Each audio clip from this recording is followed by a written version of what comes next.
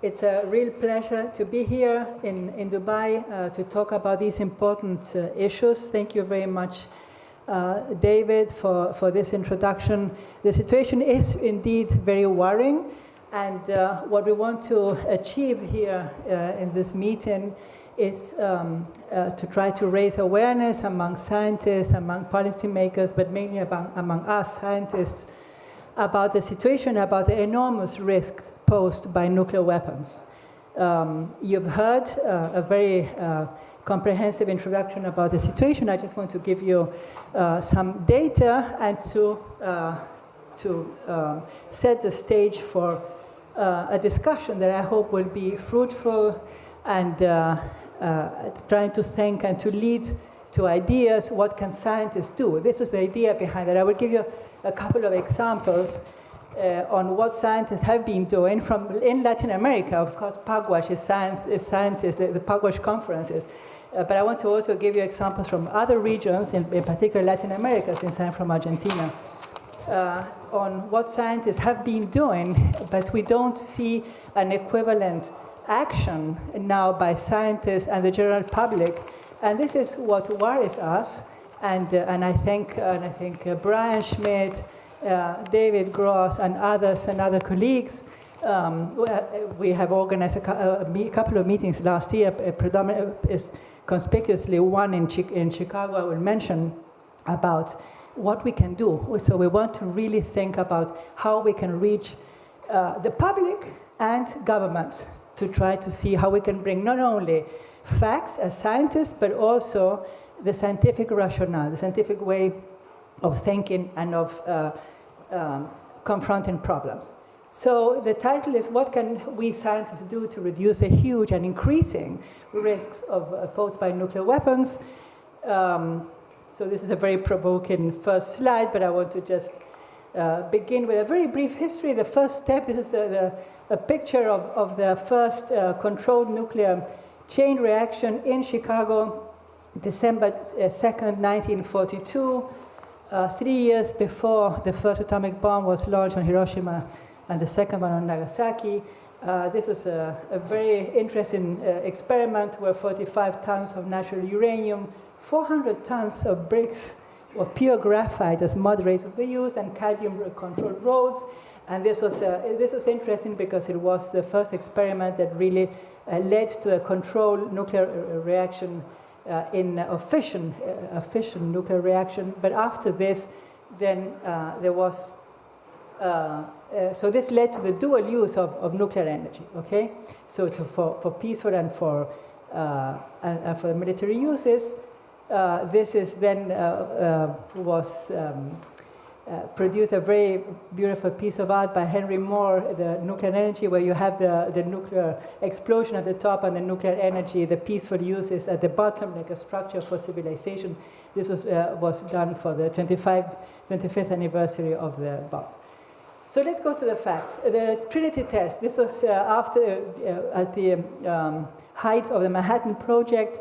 The Trinity test was performed in New Mexico on the 16th of July, 1945, 16th of July. So it's 3 weeks before the bombs in Hiroshima. This was a 25 kiloton explosion. That was the yield of this atomic bomb, 25 kiloton. Kilo is 10 to the 3, ton is 10 to the 3. So it's 25 million kilograms of TNT. This was the first nuclear test that led to around 2,500 nuclear tests until 1992, where the Comprehensive Test Ban Treaty I mentioned set a stop to nuclear tests. But now people, as David said, people are talking about resuming politicians' nuclear tests again. So then 3 weeks later, we had the bombs on Hiroshima on the August 6th, 1945. This one was a fission bomb, uranium-235, 15 kilotons. Remember this number, 15 kilotons. This is a small bomb, if we look at current magnitudes. It produced around 140,000 deaths. This is what Hiroshima looked like a couple of months later. 3 days later, August 9th, 1945, plutonium-239 bomb called Fat Man, 21 kilotons, so just 6 kilotons more. It caused 80,000 deaths in Nagasaki. This is Nagasaki after that bomb. So let's continue escalating this. There were many other intermediate, but these are the most relevant ones. So this is a US nuclear test, the Castle Bravo test at the Bikini Atoll in the Pacific. On March 1954, this was a 15 megatons, so it's 1,000 Hiroshima bombs. Remember, it was 15 kilo, this is 15 megatons. This explosion represents 1,000 Hiroshima bombs.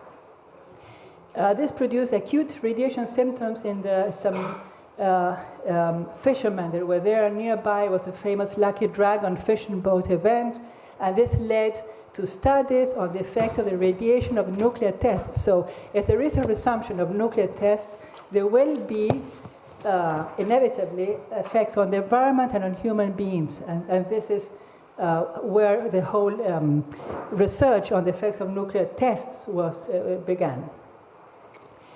Let's continue escalating, and this is the Tsar bomb.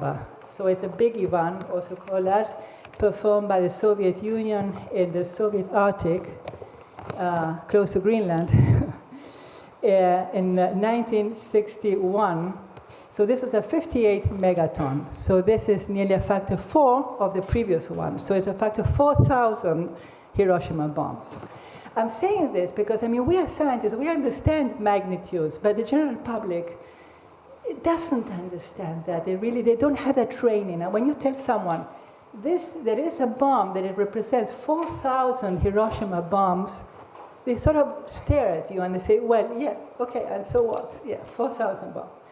So the yield of this bomb was 10 times the total power of all bombs in World War II, including Hiroshima and Nagasaki, which are tiny bombs compared to this. So, of course, it includes Hiroshima and Nagasaki. So this is 10 times the total power of bombs during the Second World War. What did physicists do? So in July 1945, there were some responsible physicists, Eugene Rabinovich, James Franks, Leo Szilard, and others, that alerted Truman about the impossibility of keeping the discovery secret, the likeliness of the beginning of a nuclear arms race. They were right, and that nuclear weapons should not be used in warfare, but it was dismissed. It never reached President Truman, and they founded the Bulletin of Atomic Scientists. Just a year before, Joe Rotblat resigned to the Manhattan Project. He was working there. He was the only scientist to resign on moral grounds. When he got to know that Hitler did not succeed in making the bomb, he said, there's no point in making the bomb, so I'm going to resign, because he wanted to stop the project, but Leslie Groves and the president did not agree. So he was a co-recipient of the Nobel Peace Prize. This led to the Russell-Einstein Manifesto in 1955. Russell and Einstein, they wrote a beautiful manifesto saying that if we want to survive, we must learn to think in a new way, signed by 11 prominent scientists of the time, many Nobel laureates. You can see Hideki Yukawa, but many, Linus Pauling, etc. And the Russell-Einstein Manifesto, which I really recommend you to read, it draws attention on the enormous danger posed by nuclear weapons that are capable of destroying humanity. It urges governments to avoid war and to use dialogue to resolve conflicts. And it calls on a conference of scientists, and that led to the Pugwash conferences. It was Albert Einstein's last public act, because he signed the Russell-Einstein Manifesto, and he died in April 1955. So as a result of this, we had the Pugwash conferences were formed, and this is, they got the Nobel Peace Prize, as David said, for their efforts towards diminishing the role of nuclear weapons in international affairs and in the long run to eliminate nuclear weapons. And here we have Joe Rotblat and Francesco Calogero, who died 3 days ago. He was a very prominent physicist, so mathematical physicist, and he has many models after his name, but he was the Secretary General of Pugwash when they got the Nobel Peace Prize. So as an example, physicists, when I was a student in Bariloche in the Patagonia in Argentina, this is how I got into this, because the Brazilian Physical Society and the Argentine Physical Society got engaged in talks to try to avoid a nuclear arms race in South America. this was in addition to other, for example, as I said in the beginning, but this is what we did in Latin America. And they had a couple of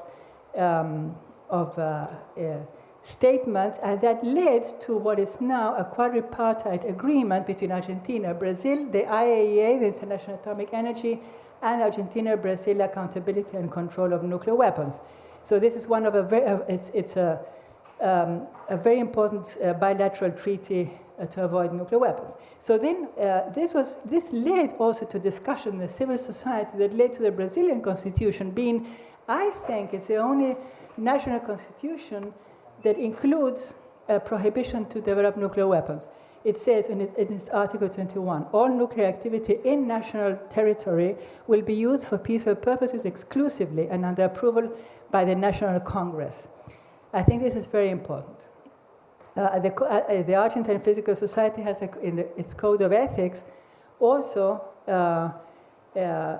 it says that any conscious participation in nuclear weapons or weapons of mass destruction is considered a breach to basic ethical principles. So this is one of the very few or the only physical society that includes such an article in its text. So where are we today? So this is the evolution in time. You see the years. This is the amount of nuclear warheads. 1945, it was 2 bombs, 3 bombs, and it was increasing. I don't know if I can point, but you see in maybe this, no, around the 1980s, at the peak of the Cold War, we had 70,000 nuclear warheads, and then thanks to different a series of agreements, it went down to what we have now, which is approximately 12,000 nuclear weapons. This is a discrimination between the US in blue stockpile and the Russian stockpile in red. But look how useful international agreements were. But these international agreements are crumbling, so that's a problem now. The amount of nuclear weapons is more or less depicted here. Let me just show you this list. Russia has currently about 5,500 nuclear warheads, France 290, UK 225, to be increased for the first time to 260. The USA has 5,000. China had 410, but it has now increased to 600. Then these are the 5 nuclear weapon states. Then you have other nuclear weapon states declared but not permanent members of the UN Security Council. India and Pakistan with roughly 170, the DPRK, North Korea 50, Israel is estimated to have about 90. And then these are states that are umbrella states that have stored nuclear weapons. Belgium has 15 from the US, Germany 15 from the US. Italy has 2 sites, a total of 35 nuclear weapons from the US as part of NATO. Belarus apparently has nuclear weapons, but it's apparently not. I mean, it's not, but there have been talks. The Netherlands has 15, and Turkey has 20 nuclear weapons. There's a total of 12,400 nuclear weapons. And what I want, this is an important number. The total yield of the current nuclear weapons is about 140,000 Hiroshima bomb equivalent. So we have 140,000 Hiroshima bomb equivalent in lead. I won't talk about the treaties because this is something we might discuss afterwards. Just to finish, this is a Doomsday Clock, so David was mentioning, and this is how the Doomsday Clock began in 1947, set originally in this, so 7 minutes before midnight, and this is how it went down, minimum. So this is the minimum was when the US and the Soviet Union tested hydrogen bombs. Then it had these oscillations, and the farthest it has been, so the best time in the nuclear weapons in history was in 1991 after the Cold War. But since the end of the Cold War in the 1990-91, we see a decrease, so an approximation to midnight. And now last year we were 89 seconds, now we are 85 seconds to midnight. So this is quite impressive. We have our colleagues working at the University of Chicago and at the Bulletin of Atomic Scientists And they include nuclear weapons, but also emerging technologies like AI, synthetic biology, and climate change. So just to finish, I'd like to quote the Russell Einstein Manifesto, which says the lies before us. If we choose continual progress and happiness, knowledge and wisdom, shall we instead choose death because we cannot forget our quarrels? We appeal as human beings to human beings. Remember your humanity and forget the rest. If you can do so, the way lies open to a new paradise. If you cannot, there lies before you the risk of universal death. And this is literal. To finish, I'd like to stress, well, I don't know what happens, but so the words that we usually, so we always repeat as our mantra is, remember our humanity, remember your humanity, and I hope we can start a fruitful discussion on what to do to reduce this a huge risk, because there are additional problems with treaties, with threats that we want to discuss now in the round table. Thank you very much.